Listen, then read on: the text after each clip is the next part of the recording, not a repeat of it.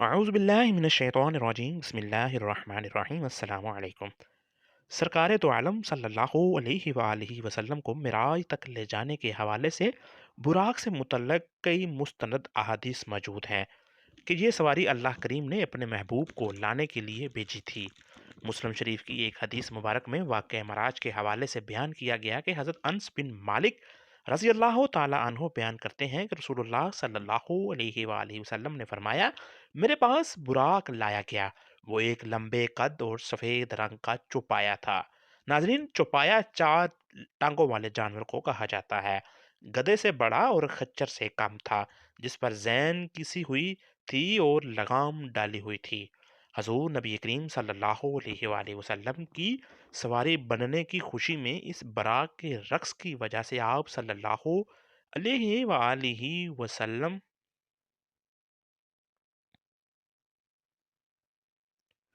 کا اس پر سوار ہونا مشکل ہو گیا، تو حضرت جبرائیل علیہ السلام نے کہا، کیا تو حضور نبی کریم صلی اللہ علیہ وآلہ وسلم کے ساتھ اس طرح کر رہا ہے؟ حالانکہ آج تک تجھ پر کوئی ایسا شخص سوار نہیں ہوا جو اللہ تعالیٰ کی بارگاہ میں آپ صلی اللہ علیہ وآلہ وسلم جیسا معزز اور محترم ہو۔ یہ سن کر وہ براق شرم سے پسینہ پسینہ ہو گیا تھا۔ ناظرین، نبی کریم صلی اللہ علیہ وآلہ وسلم نے مزید فرمایا کہ براق کا قد نظر کی انتہا پر پڑتا تھا، یعنی اس کا قدم ایک قدم ادھر اور دوسرا قدم جہاں اس کی نظر پڑتی تھی ادھر اس کا دوسرا قدم پڑتا تھا۔ میں اس پر سوار ہو کر بیت المقدس تک پہنچا اور جس جگہ نبی کریم انبیاء علیہ السلام اپنی سواریوں کو باندھتے تھے وہاں میں نے اس کو باندھا۔ ناظرین، معراج کی رات حضور نبی کریم صلی اللہ علیہ وآلہ وسلم کی سواریاں 5 طرح کی تھی۔ نمبر 1، مکہ سے بیت المقدس تک براق پر سفر کیا۔ بیت المقدس سے آسمان دنیا تک نور کی سیڑھیوں پر سفر کیا۔ نمبر 3، آسمان اول سے 7ویں آسمان تک فرشتوں کے بازوؤں پر سفر کیا۔ نمبر 4، 7ویں آسمان سے سدرۃ المنتہا تک حضرت جبرائیل امین علیہ السلام کے بازو پر، اور سدرۃ المنتہا سے مقام قاب قوسین تک زرف پر کیا تھا۔ اکثر یہ تصور کیا جاتا ہے کہ معراج نبی کریم صلی اللہ علیہ وآلہ وسلم نے 4 پاؤں والے جو جانور تھا اس پر سفر کیا، لیکن آپ صلی اللہ علیہ وآلہ وسلم نے صرف اور صرف مکہ سے بیت المقدس تک براق پر سفر کیا، پھر بیت المقدس سے آسمان تک نور کی سیڑھیوں پر سفر کیا تھا۔ واقعہ معراج نبی کریم صلی اللہ علیہ وآلہ وسلم کی حیات طیبہ کا وہ واقعہ ہے جس سے ان کی ساری کائنات پر برتری روز روشن کی طرح عیاں ہو گئی۔ معراج میں براق، حضرت موسیٰ علیہ السلام، نور کی سیڑھی، فرشتوں کی رفتار، جبریل امین کی رفتار کے بعد حضور اکرم صلی اللہ علیہ وآلہ وسلم کی رفتار مبارک کا اگر کوئی اندازہ لگانا چاہے تو اس کے لیے یہ مثال بہتر ہے کہ اگر کوئی شخص 1000 کلومیٹر کی رفتار سے چلنے والے جہاز کی پشت پر بیٹھ جائے اور جہاز اس کو لے کر اڑے تو وہ ہوا کے تھپیڑوں کو ہی برداشت نہیں کر سکے گا، دوسرا وہ اس رفتار کی تاب ہی نہیں لا سکتا اور ہوا کی رگڑ سے ہی جل جائے گا۔ مگر آپ دیکھیے کہ نبی کریم صلی اللہ علیہ وآلہ وسلم کس طرح براق کی ننگی پشت پر سوار ہو کر اس کی ایک ہی چھلانگ میں مسجد اقصی میں جا پہنچے۔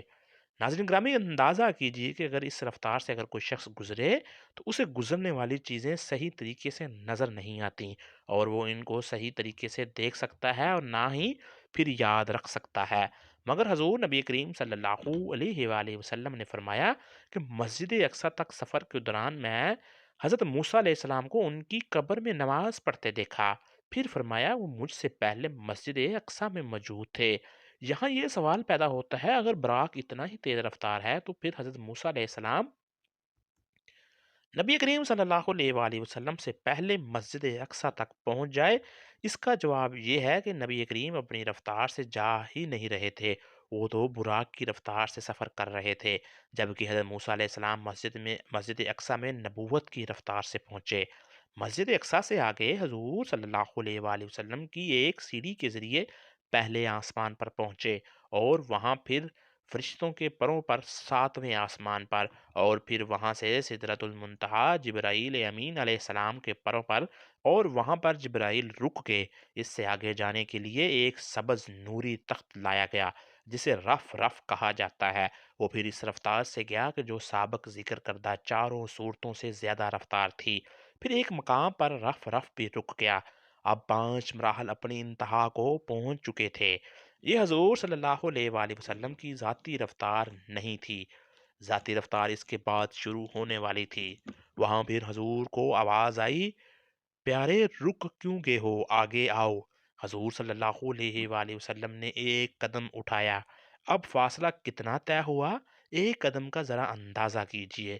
ناظرین، مسجد حرام سے لے کر مسجد اقصی تک براق نے جتنا فاصلہ طے کیا، مسجد اقصی سے لے کر پہلے آسمان تک نور کی سیڑھیوں نے جتنا فاصلہ طے کیا، اور پہلے آسمان سے 7ویں آسمان تک، اور پھر وہاں سے سدرۃ المنتہا تک جبرائیل امین اور فرشتوں نے جتنا فاصلہ طے کیا، اور پھر اس کے بعد سبز نوری تخت رف رف جہاں تک گیا، ٹوٹل ان 5 مراحل میں جتنے فاصلے طے ہوئے، حضور کے ایک قدم اٹھنے سے اتنے فاصلے طے ہو گئے۔ اب یہ رفتار تھی حضور اکرم صلی اللہ علیہ وآلہ وسلم کی۔ پھر ہر قدم میں اتنا فاصلہ طے ہوتا جتنا پچھے قدموں سمیت فاصلہ طے ہو چکا ہوتا۔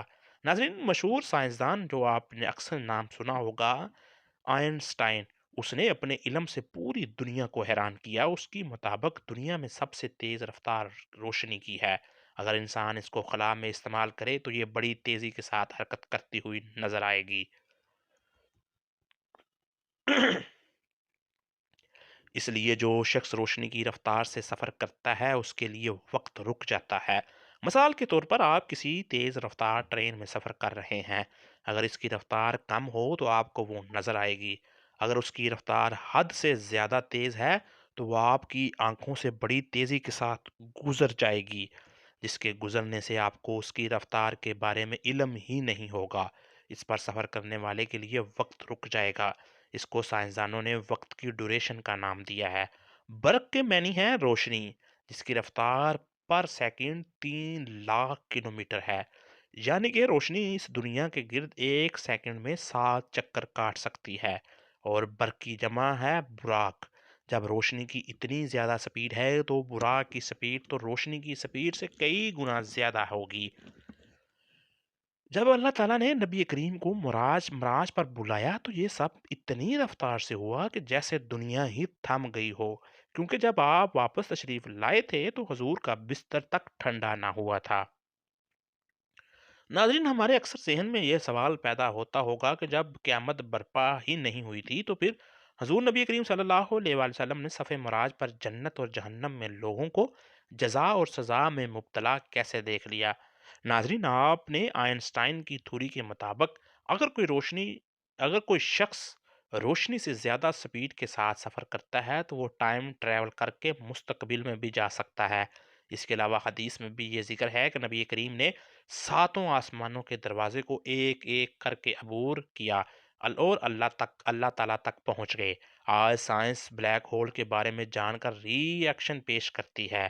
یہ بات اللہ کے نبی نے 1400 سال پہلے ہی بتا دی تھی، کیونکہ اس وقت نہ تو کوئی پیمائش کرنے کے لیے پیمانے تھے اور نہ ہی کوئی سائنسی آلات جس کی وجہ سے وہ پیمائش کر سکتے تھے۔ کچھ روایات میں آتا ہے کہ براق کے 2 پر تھے، جو کہ بالکل غلط ہے۔ یہ سب ہندوؤں کی پھیلائی ہوئی باتیں ہیں کہ براق کے 2 پر تھے۔ ہندوؤں نے یہ باتیں محض اس لیے پھیلا رکھی ہیں کیونکہ وہ ایک ایسی دیوی کی عبادت کرتے ہیں جس کے 2 پر تھے۔ اب اسی طرح کی باتیں ہمارے مسلمان بھائیوں نے بھی براق کے لیے گاڑ لی ہیں۔ ناظرین، اس کو ہم سائنسی طریقے سے سمجھنے کی کوشش کرتے ہیں۔ اگر یہ بات سچ ہے کہ براق کی 2 پر تھے تو آسمان کے بعد خلا شروع ہوتی ہے جہاں ہوا موجود ہی نہیں تھی، تو اس جگہ کو براق نے کس طرح عبور کیا ہوگا، کیونکہ وہاں تو ہوا موجود ہی نہیں ہے۔ اگر براق نے پروں سے اڑنا ہوتا تو وہ خلا میں ہی سفر نہیں کر سکتا تھا۔ اس طرح ہندوؤں نے یہ باتیں بھی بنا رکھی ہیں کہ براق کے چہرہ ایک خوبصورت لڑکی جیسا تھا،